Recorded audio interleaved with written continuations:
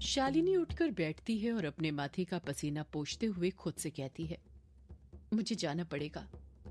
शालिनी जल्दी से अपने बेड से उतरती है और दबे पांव अपने कमरे से बाहर निकलने लग जाती है। शालिनी के जस्ट बगल में जो कमरा था, युग और उसके दोस्त उसी कमरे में गहरी नींद में पसरे हुए थे। जब शालिनी देखती है कि सभी लोग गहरी नींद में सो रहे हैं, तो वो बिना कोई आहट किए जल्दी जल्दी वहां से निकलने लग जाती है। शालिनी ग्रेवयार्ड कोठी से बाहर निकलती है और कुछ ही देर में बंगला मुड़ा घाट पर पहुंच जाती है। बंगला मुड़ा घाट पर उसके सिवा कोई नहीं था। वो वहां पर अकेली थी। ठंडी ठंडी हवाएं चल रही थी जो बार बार उसके बदन को छू रही थी, पर इस वक्त उसे ठंड की जरा भी परवाह नहीं थी। उसके दिमाग में कुछ और ही चल रहा था। शालिनी बंगला मुड़ा घाट पर आते से ही कुछ ढूंढने लग गई थी।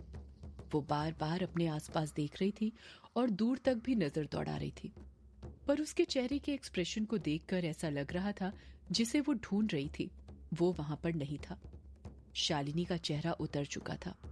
वो बहुत टेंशन में लग रही थी। शालिनी मायूसी के साथ खुद से कहती है, अब मैं क्या करूं? बाबा तो यहाँ पर नहीं है। सुबह मैंने उनसे बोल तो दिया था कि जब मुझे उनकी जरूरत पड़ेगी तो मैं उन्हें बुला लूंगी, पर अब बुलाऊं कैसे? मैं ये कैसे भूल गई कि मैं अपनी शक्तियां खो चुकी हूँ। पता नहीं इस वक्त वो कहाँ पर होंगे। मेरे पास इतना वक्त नहीं है कि मैं नदी पार करके रोंका मुझा घाट पर देख कर आऊं। शालिनी परेशान हो जाती है। उसके कुछ समझ नहीं आ रहा था कि वो कैसे अपने बाबा से संपर्क साधे। शालिनी आहिस्ते आहिस्ते किश्नोई नदी के किनारे पर आती है और अपने आसपास देखती है, जैसे वो निश्चिंत हो रही हो कि कोई उसे देख तो नहीं रहा है। जब उसे पूरी तरह तसल्ली हो जाती है कि कोई उसे नहीं देख रहा, तो वो अपने बाबा को पुकारती है, बाबा, बाबा। सन्नाटा होने के कारण शालिनी की आवाज घाट पर गूंजने लगी थी। शालिनी की आवाज एकदम यामिनी की आवाज की तरह निकली थी, उसी अंदाज में जिस अंदाज में यामिनी की निकलती थी। शालिनी फिर अपने बाबा को पुकारती है, पर कुछ जवाब नहीं आता है। वो काफी परेशान हो गई थी। शालिनी खुद से कहती है, अब मैं क्या करूं? लगता है बाबा तक मेरी आवाज पहुंच ही नहीं रही है। मुझे बाबा से किसी भी हालत में आज के आज ही मिलना होगा, वरना देर हो जाएगी। शालिनी फिर अपने बाबा को पुकारने लग जाती है, पर उसका कोई परिणाम नहीं निकलता है। शालिनी थक हार कर रेत पर ही बैठ जाती है और अपने बाबा को पुकारना बंद कर देती है। शालिनी के कुछ समझ नहीं आ रहा था कि वो क्या करे। उसका चेहरा पूरी तरह उतर गया था। वो एकटक नजर से रेत को देखे जा रही थी। शालिनी मायूसी के साथ बैठी ही थी कि तभी वो देखती है कि उसके हाथ के ऊपर कहीं से एक जुगनू आकर बैठ जाता है, जो जगमग जगमग जगमगा रहा था। अंधेरे में जुगनू की पीली रोशनी शालिनी को बहुत आकर्षित कर रही थी। उस जुगनू से शालिनी की नजर ही नहीं हट रही थी। देखते ही देखते वो जुगनू शालिनी के हाथ पर से उठकर हवा में उड़ने लग जाता है। जब शालिनी अपनी नजरें ऊपर करती है तो वो हैरान रह जाती है। उसकी आंखों में ढेर सारी चमकदार पीली रोशनी नजर आने लग जाती है। शालिनी के आसपास कई सारे जुगनू मंडराए जा रहे थे, वही जुगनू जो यामिनी के पास मंडराते रहते थे। यामिनी की आत्मा ने अपनी शक्तियां भले ही खो दी थी, पर वो जुगनू जिनसे वो बेपनाह प्यार करती थी, वो आज भी उसके साथ ही थे। यही प्यार होता है जो आपके अच्छे और बुरे दोनों वक्त पर आपके साथ रहता है। वो जुगनू एक राउंड शेप में शालिनी के आसपास घूमे जा रहे थे। ऐसा लग रहा था जैसे वो उसका चक्कर लगा रहे हों। उन जुगनुओं को देखकर शालिनी समझ गई थी कि वो जुगनू उसकी मदद करना चाहते थे। वो उसे इस तरह मायूस नहीं देख सकते थे। शालिनी के आसपास एक पीली चमकदार रोशनी एकत्र हो गई थी।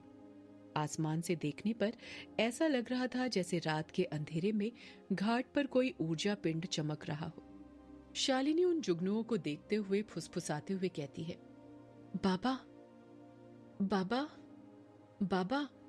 जैसे ही शालिनी अपने बाबा को 3 बार आवाज लगाती है, तो पहले वो जुगनू स्पीड के साथ शालिनी का एक चक्कर लगाते हैं, फिर गोल घूमते हुए ही झुंड में रोंका मुचा घाट की तरफ जाने लग जाते हैं।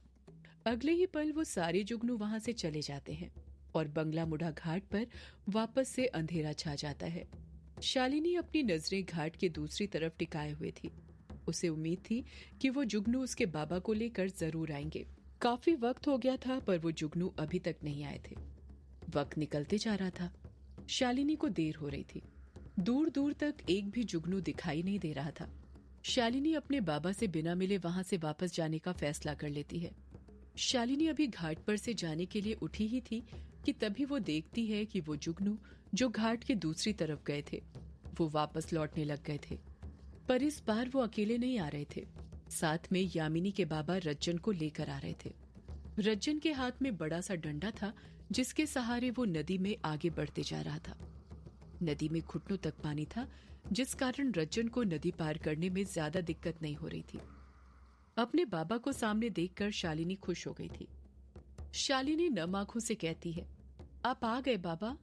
रज्जन कहता है, मुझे तो आना ही था बेटी, तूने इन जुगनुओं को जो मुझे लेने भेजा था। मैं तो इन जुगनुओं को देखते से ही समझ गया था कि इन्हें तूने ही मेरे पास भेजा होगा। भला ये तेरे अलावा किसी और की बात मानते कहाँ हैं? एक तू ही तो इनकी भाषा समझ पाती है और ये तेरी। शालिनी चुप खड़ी रहती है। वो जुगनू अभी भी शालिनी और रज्जन के आसपास मंडरा रहे थे। रज्जन कुछ सोचते हुए कहता है, हम आज सुबह ही तो मिले थे, फिर तूने मुझे रात को ही क्यों बुला लिया? कोई परेशानी है क्या बेटी? शालिनी घबराते हुए कहती है, अभी तो नहीं है बाबा, पर बहुत जल्दी एक बड़ी परेशानी आने वाली है जिसका सामना करने के लिए हमें पहले से तैयार होना पड़ेगा। रज्जन हैरानी के साथ पूछता है, तू किस परेशानी की बात कर रही है बेटी, और तू इतनी घबराई हुई क्यों है? शालिनी रज्जन के सवाल का जवाब देते हुए कहती है, बाबा, आज सुबह जब मैं आपको मिली तो मैं आपको तारा के बारे में बताना भूल गई थी। रज्जन मुंह बनाते हुए पूछता है, तारा? कौन तारा बेटी?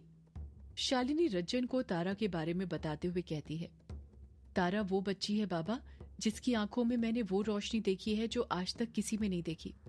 जब पहली बार मैंने उसे देखा तो मैं भी समझ गई थी कि तारा कोई मामूली बच्ची नहीं है। उसके पास कोई ना कोई शक्ति तो जरूर है। शक्ति नहीं बाबा, महाशक्ति, जिसकी मायाधारी को जरूरत है। रज्जन घबराते हुए कहता है, क्या कहा? मायाधारी को? शालिनी कहती है, हाँ बाबा, मायाधारी को।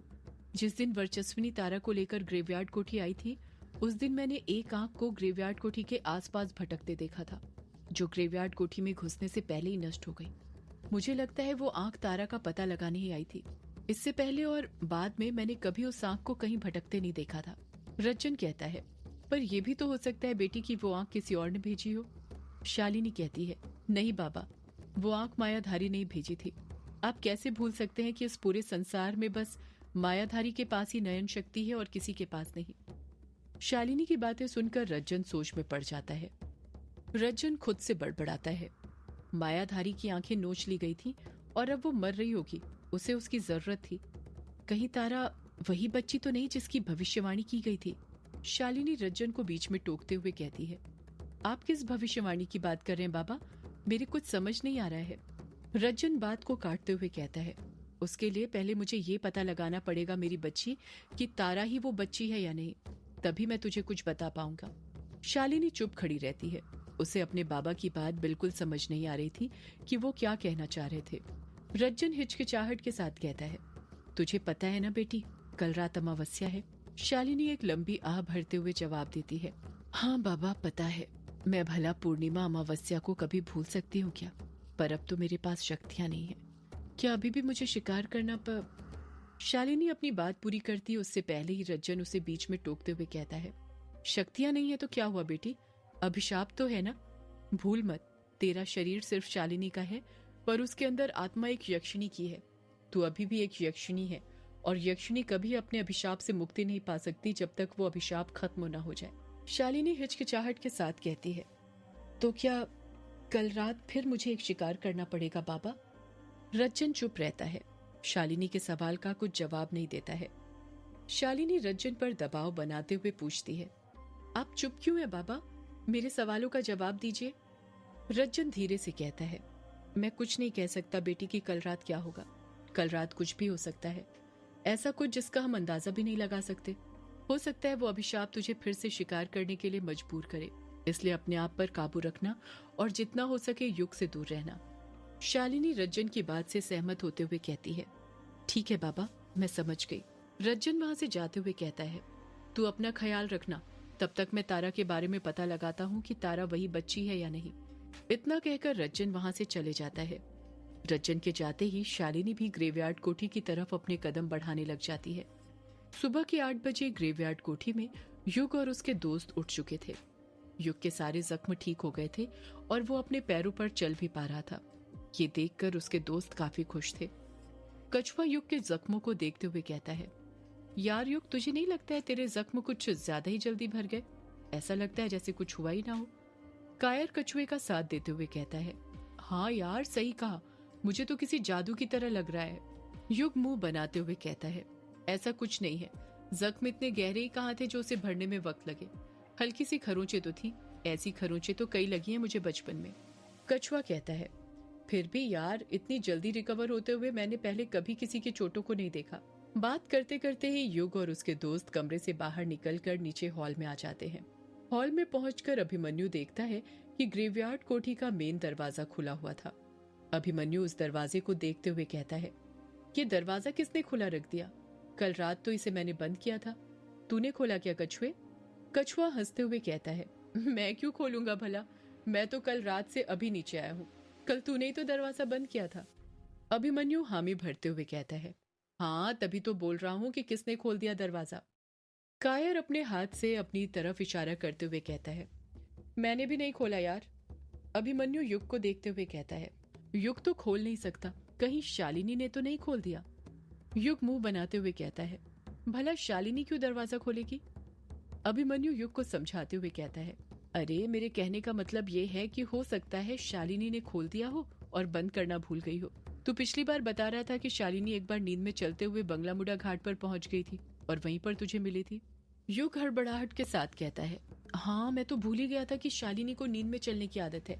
मैं देख कर आता हूँ शालिनी को कि वो अपने कमरे में है या नहीं। इतना कहकर युग जल्दी जल्दी शालिनी के कमरे की तरफ अपने कदम बढ़ाने लग जाता है। जब वो शालिनी के कमरे में पहुंचता है तो देखता है कि शालिनी वहीं बेड पर बड़े आराम से सो रही थी। जैसे ही युग शालिनी के कमरे में पहुंचता है, नीचे से अभिमन्यु की आवाज सुनाई देती है, युग, शालिनी है ना अपने कमरे में? युग भी वहीं से अभिमन्यु को आवाज लगाते हुए कहता है, हाँ अभिमन्यु, शालिनी यहीं पर है, सो रही है अपने कमरे में, तू चिंता मत कर। इतना कहकर युग शालिनी की तरफ देखने लग जाता है। आज पहली बार युग शालिनी की तरफ आकर्षित हो रहा था। युग की नजर शालिनी से हट ही नहीं रही थी। वो शालिनी को निहारने लग गया था। उसे वो एहसास होने लगा था जब यामिनी उसके पास रहती थी। ये सब अमावस्या के कारण हो रहा था कि जिस कारण वो शालिनी की तरफ खींचा चला जा रहा था। युग शालिनी को निहार ही रहा था कि तभी युग की नजर शालिनी के पैरों पर पड़ती है। वो देखता है कि शालिनी के पैरों पर रेत लगी हुई थी। सिर्फ उसके पैरों पर नहीं, बल्कि बेड के नीचे भी रेत गिरी हुई थी। युग मनी मन हैरानी के साथ सोचता है, ये रेत कैसी है शालिनी के पैरों में? यहाँ आसपास तो सिर्फ घाट पर रेत है। इसका मतलब ये कि शालिनी रात को घाट पर गई थी, पर क्यों? सदियों से है पुराना